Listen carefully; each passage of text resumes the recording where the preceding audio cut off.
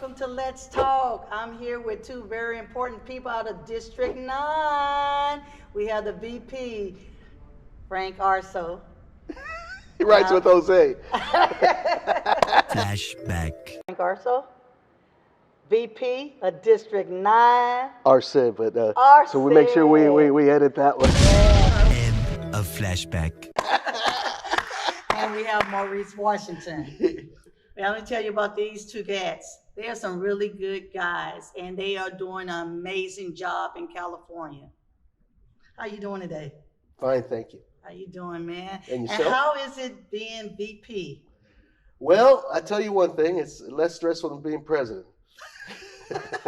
Thank you. Appreciate that. And Maurice is president of the local 9400. 9400 down in California.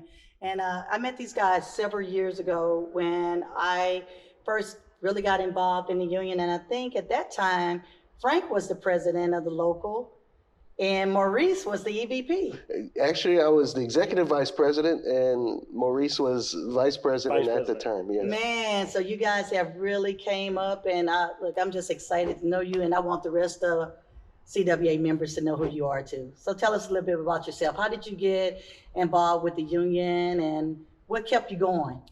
Well, what kept me going is the labor movement as a whole and the fight for the working class. And it's union I found as an instrument to do and to help our fellow man, especially minority community, to achieve justice. I started in the early 80s, 1983. And believe it or not, even in the liberal San Francisco, there was a lot of issues going on, racist issues. I had gotten into a little trouble at work, and which I ran into a roll-up door. As I was bringing my telephone truck in, the ladders had got into the door, and they had a process called fact-finding, where they would try and analyze with the union to see what issues were going on, what happened, how did you get into the accident, how you could avoid it. Okay. And one of the questions that was asked by the area manager was maybe since you're so used to riding in lowrider cars, you don't know what anything over a 4-foot clearance is. Wow. I looked over to my union steward and I asked him, did you see what he said? And he said, yeah, took the notes. Okay. So I felt compelled, all the wrong reasons to become a union steward. I felt compelled that I had to defend myself. That was not the only issues, other issues had arisen. Okay. But the sense of social justice, and I did have the blessing and because even though this was the 80s in San Francisco, like I mentioned, believe it or not, we were in a segregated crew. Everybody in my crew was either Latino, African American, 3 Caucasians all happened to be gay. And we were all put into the same crew. Wow. And it was, I was the young, they used to call me the kid. I was a young guy, 20 years old. And it was the power of the crew that made me an effective steward. As we would get into these kind of arguments with management into the morning in these crew meetings, my fellow crew members would whisper in my ears, kid, they can't do that. Why? Article of this, that, pa, pa, pa. And it was that empowerment that the crew gave me that gave me the fuel to continue going. And, the years go and go, but that's how I got involved. So again, it's not necessarily the right reasons. You shouldn't become a shop steward to defend yourself. No, but I felt compelled and then that's definitely a right rolled reason. into other reasons. Yeah. That's definitely a right reason. You know what? You did something to protect yourself. Oh, okay then. So tell everybody, what's a little bit of your responsibilities as the VP of District 9? District 9, with the Communication Workers of America, we're divided into sectors and districts. The districts have handled the entire geography, international geography of Communication Workers of America.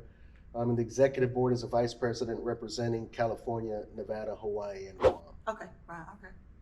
In that aspect, you're responsible for all aspects of the CWA triangle, which is organizing, representation, legislative, political, and community service. Okay, and do you serve on any other executive boards?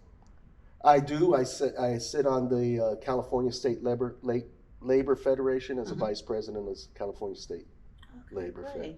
And we got Maurice here, who's president of one of the locals in your district. How you doing, Maurice? Doing all right yourself?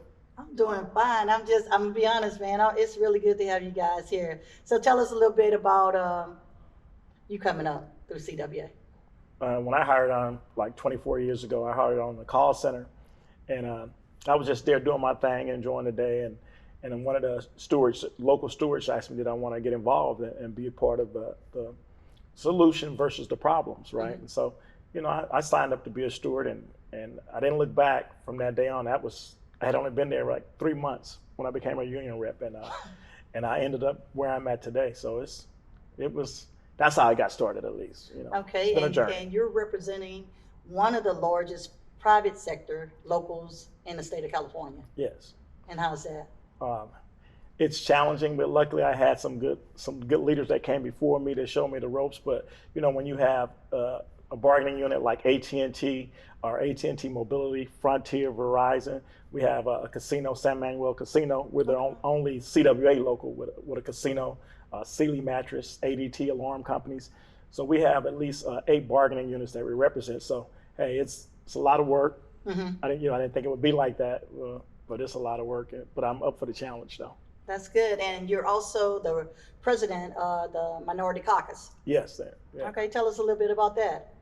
Well, I joined the Minority Caucus back in 2008, and at the time, I think Walter D. Andrews was the president, and vice president with Claude Cummings, and it was about making sure we had inclusion or diversity on our national executive board, seeing change within the union. So, being the president, those are some big shoes to fill, but I think the Minority Caucus has made a difference throughout CWA's history, along with the Minority Leadership Institute, where they worked along with the national president to create that, to give minorities an opportunity to serve at the local level on their executive boards. Right.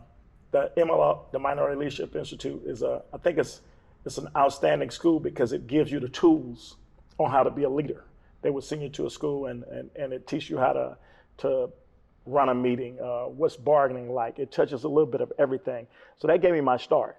And it also gave me some goals. I set my goals there where I wanted to be, and so far it's worked out. So I think it's been an outstanding situation that the Minority Leadership Institute has done for me, but Minority Caucus was most influential.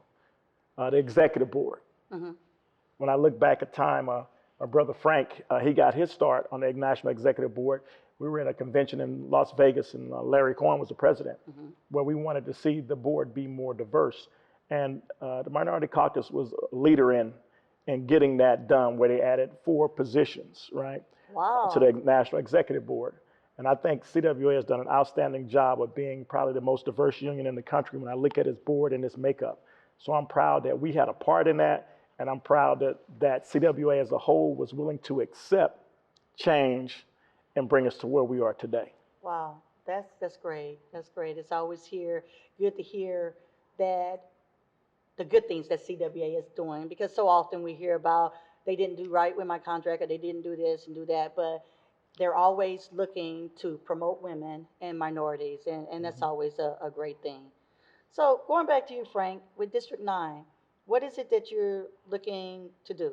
What's your goals? The goal is, understand Maurice and I started this journey many years ago, and one of the things that our observation is that how do we govern a union, and how do the rank and file and also the membership, the local leadership, do they know what it is, how to govern the union? And what I mean by governing, I'm talking about their constitutional rights, their responsibilities and stuff. Absolutely. And it's really to bring that generation in. I'm not a spring chicken, but there was that gap, and we're more powerful with knowledge, right? Right, absolutely. And you need to know how to run your union. You need to know how to do organizing. You need to know the legislative and parliamentary process on how we govern. Let me stop you right there. I totally agree with the legislation piece of it, but so many of our union members don't feel that way. What would you say to that union member? Well, legislation goes hand in hand because of the fact that we are a movement, and we represent the working class, and we are the only advocate for the working class. Nobody speaks up for the working class. There would be no advocate for the working class to lobby for the working class if it were not for labor unions. Absolutely, absolutely. I totally agree with you on that. Maurice, how about you with your local? What goals haven't you reached that you would like to reach? Well, there's a lot of goals. Of course, trying to make everyone happy is a goal, but that I'll probably never reach. But I think one of the goals is to make sure that our local becomes probably the most diverse local within the district, right? I believe in promoting people of all races or ethnicities and genders. And I just believe that the next generation also, that under 40 group, we have to promote them and teach them the way, because, you know, a lot of times the youth or as they say, the millennials, they don't understand that you got to know where you've been in order to know where you're going. Right. So I really try to preach on bringing up the next one, not just me sitting on the escalator and never wanting to get off. You know, I want to make sure that, you know, you leave that legacy behind, and also somebody that can take and run the ship when you leave. So that's my goal, you know. Okay. So what's next for Maurice? Maurice is gonna sit right here and keep working on getting Local 9400 in order. Hopefully, if the members keep reelecting me, you know, I just want to improve our local, and working with the other locals in the district. I want to make sure Frank is successful in his job, because I believe, you know, I see change with him in office, not just because we came up together, but I believe that District 9 can even go further than we've already gone. And we have some serious battles ahead of us with these major corporations that are outsourcing all of our work.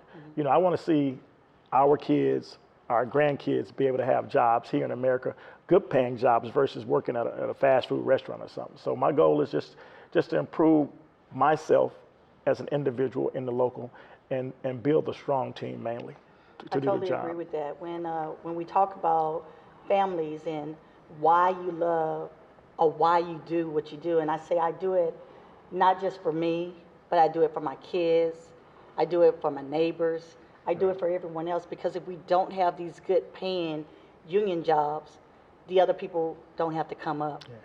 Yeah. And I think we set a bar, and I'm happy to be a part of CWA and want to continue to do what little work I can do as well. You're doing a lot of work. Frank, talk to me. What's next? Well, what's next is like exactly what Maurice said, is just get District 9 to a place where we need to be. And that it means inclusion. Right. We set out together, and I could tell you he's the reason I'm here where I am today. We took this journey together, and we made a bond as brothers together a long time ago. Right. It didn't matter who got to what position, that we would support each other. And, and that's really where I want to see this. I want to see more diversity within CWA. We should look like the members that we represent. Due to the minority caucus, due to to these positions that were created with the diversity at large and to the executive board. Right. I'm the first Latino to be elected into the National Executive Board of the Communication Workers of America. Now, it may seem an accomplishment, but at the same time, why did it take this long for this to happen? And so we see CWA changing. We were part of making these changes. Right. Now it's not to rest on the laurels, but it's really to take it to the next level. Absolutely. Well, guys, thanks a lot for stopping by and sharing a few minutes with me. As I say, these are my guys. I mean, I really do appreciate you. I look up to you, and I just love to see you continue to grow. And man, when I saw that you got that position, I was so happy for you. Don't know if you received my text, because everybody was coming through, but it was just, it was wonderful. And thanks for sitting down and talking with me and talking to the members, because they need to know. These are things that everybody needs to know, and so that's why we like to talk. So I want to end with one thing. This is my Louisiana boy. We are CWA brothers and sisters, but we are Saints fans to our heart. Who that, all let's day. Get a who that. Who that nation. Well, thanks a lot, everyone, for coming here and taking out the time to let's talk with Sandy Grant.